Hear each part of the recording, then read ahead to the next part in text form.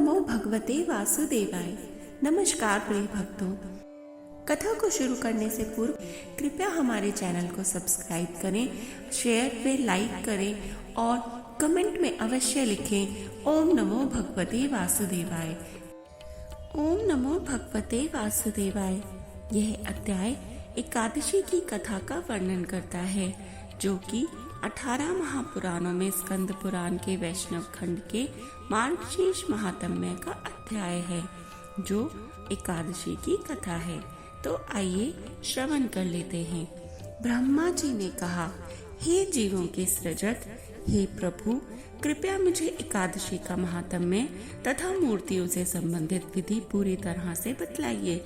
श्री भगवान ने कहा, हे ब्राह्मण सिंह, तुम पापों का नाश करने वाली कथा सुनो। इसे सुनने से ब्रह्म हत्या आदि महान पाप नष्ट हो जाते हैं। काम्पिल्य नगर में एक राजा था, जिसका नाम वीरबाहु था। वह सत्यभाषी था, क्रोध पर विजय प्राप्त कर चुका था।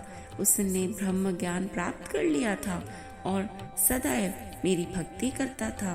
वह अच्छे स्वभाव का था और दयालु था। वह बलवान और एक अति सुंदर पुरुष था। वह सदैव भगवान विष्णु के भक्तों के प्रति समर्पित रहता था और सदा ही मेरी कथाओं में रुचि रखता था और कथा सुनने में लगा रहता था। वह हमेशा रात्रि जागरण का शौकीन था। वह दानवीर और विद्वान व्यक्ति था, जिसमें धैर्य और वीरता कूट कूट कर भरे थे। उसने अपने इंद्रियों पर विजय प्राप्त कर ली थी, इसी कारण वह विजयी था और उसे युद्ध कौशल में भी निपुणता हासिल थी। स्मृति में वह कुबेर के बराबर था। वह पुत्रों, मवेशियों और धन से संपूर्ण संपन्न था। वह अपनी पत्नी के प्रति समर्पित था और उसकी पत्नी कांतिमती सुंदरता में पृथ्वी पर अद्वितीय थी। वह अत्यंत पवित्र और पतिव्रता महिला थी और मेरी बहुत बड़ी भक्त थी। बड़ी आंखों वाले युवा राजा ने उसके साथ पृथ्वी का आनंद लिया। हे पराक्रमी, मेरे अलावा उसने किसी अन्य देवता को कभी नहीं पहचाना। हे पुत्र, एक दिन महर्षि भारद्वाज उस महापुरुष वीरबाहु के निवास पर आए। दूर से आए हुए महर्षि भारद्वाज को देखकर राजा ने स्वयं ही अर्घ्य देकर उनका स्वागत किया और उन्होंने स्वयं ही महर्षि को आसन दिया और भक्ति पूर्वक उन्हें प्रणाम करके श्रेष्ठ महर्षि के सामने खड़े हो गए। तब राजा ने कहा, हे प्रभु, आज मेरा जीवन सफल हो गया है।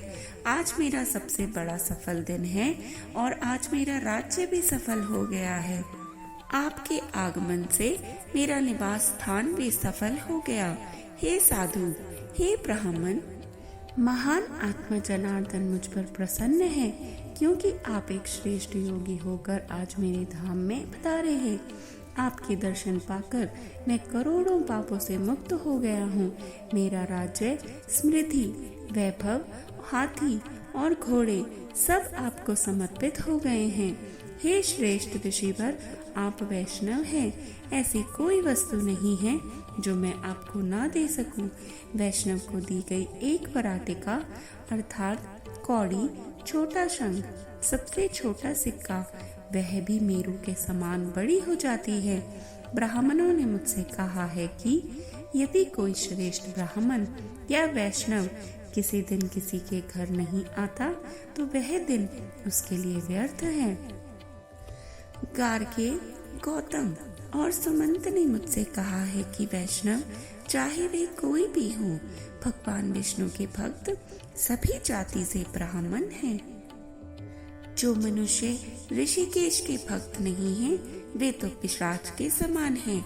और जो लोग हरि की एकादशी के दिन भोजन करते हैं, वे अति महान पापों से दूषित होते हैं।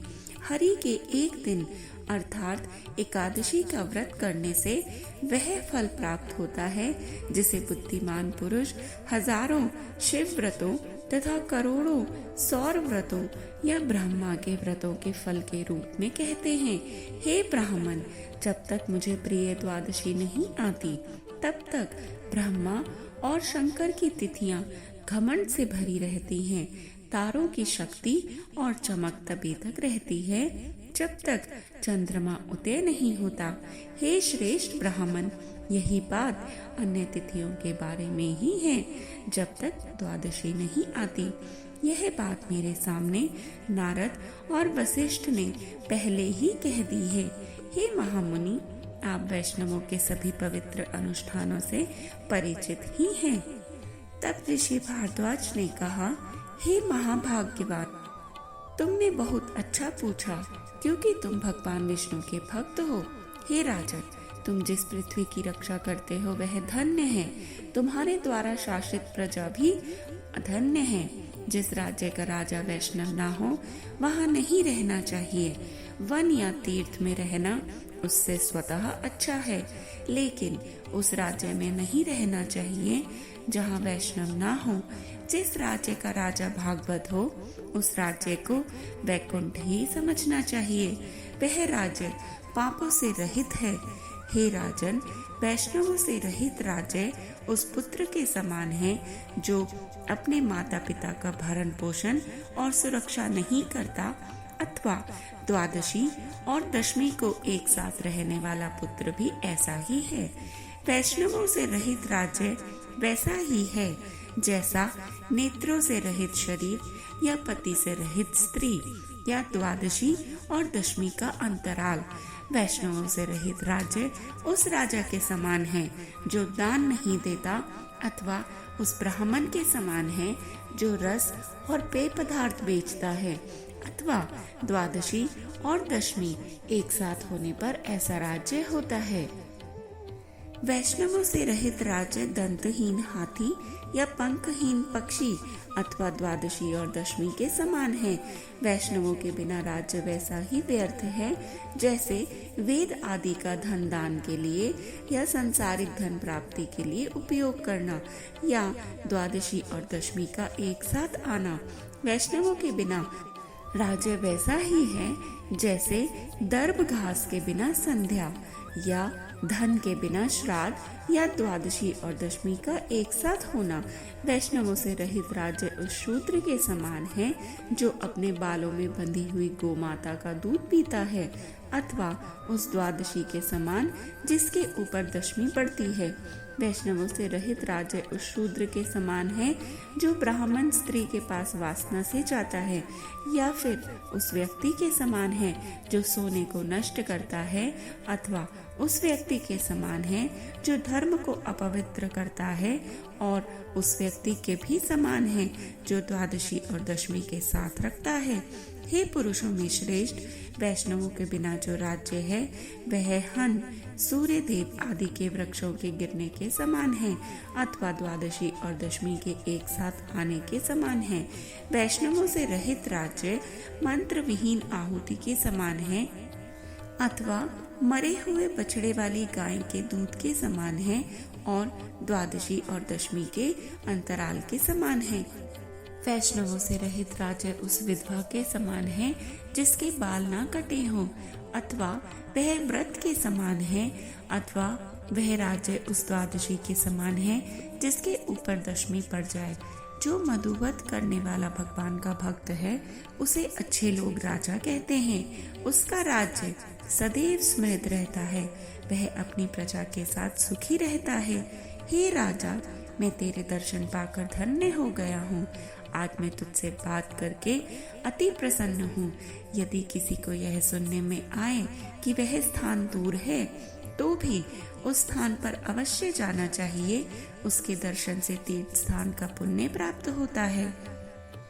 अतः हे राजन, तुम मुझे दिख गए हो, तुम शुद्ध हो और भगवान विष्णु की भक्ति में लीन हो। तुम्हारी जय हो। अब मैं जाऊंगा। हे राजन, सदैव प्रसन्न रहो। इसी बीच मुनियों में श्रेष्ठ समस्त योगियों के नेता भारद्वाज को रानी कांतिमती ने प्रणाम किया। ऋषि ने उसे भी आशीर्वाद दिया और कहा, हे सुंदरी, वैधव्य का अभाव हो, अर्थात तुम्हारे पति जीवन काल में जीवित रहें। अपने पति के प्रति निष्ठावान और समर्पित रहो। हे सुदर्शनी, केशव के प्रति तुम्हारी भक्ति सदैव स्थिर रहे। तत्पश्चात राजा ने महर्षि भारद्वाज से बात की तथा बादलों की गड़गड़ाहट के समान अपनी राजसी वाणी से उन्हें प्रसन्न किया। जय हरि विष्णु। आगे की वार्तालाप सुनने के लिए कृपया हमारी श्रृंखला से जुड़े रहें और हमारे चैनल को सब्सक्राइब करें और जपते रहें हर हर महादेव।